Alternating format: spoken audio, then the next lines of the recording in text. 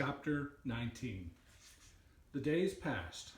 The sun rose and set again and again. Sometimes the father came home and sometimes he did not. Edward's ears had become soggy and he did not care. His sweater had almost completely unraveled and it didn't bother him. He was hugged half to death and it felt good. He was in the evenings at the hands of Bryce, at the ends of the twine. Edward danced and danced. 1 month passed, then 2, and then 3. Sarah Ruth got worse. In the 5th month, she refused to eat, and in the 6th month, she began to cough up blood. Her breathing became ragged and uncertain, as if she was trying to remember in between breaths what to do, what breathing was. "Breathe, honey," Bryce stood over her and said. "Breathe," thought Edward from deep inside the well of her arms. "Please, please breathe." Bryce stopped leaving the house.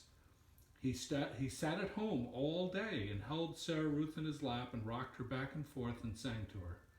On a bright morning in September, Sarah Ruth stopped breathing. "Oh no," said Bryce. "Oh honey, take a little breath, please."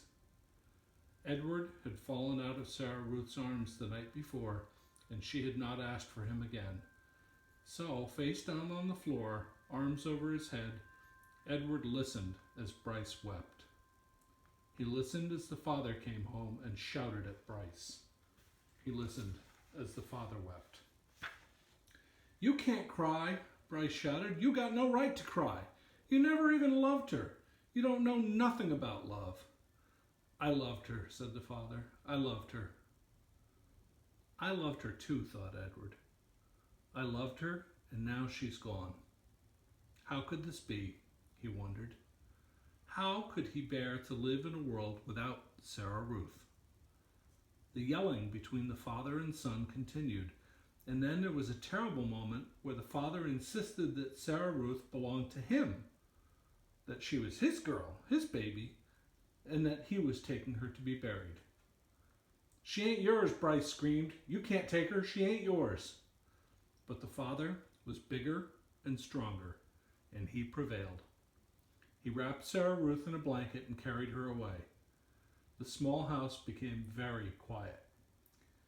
Edward could hear Bryce moving around, muttering to himself. And then, finally, the boy picked Edward up. "Come on, Jangles," Bryce said. "We're leaving. We're going to Memphis."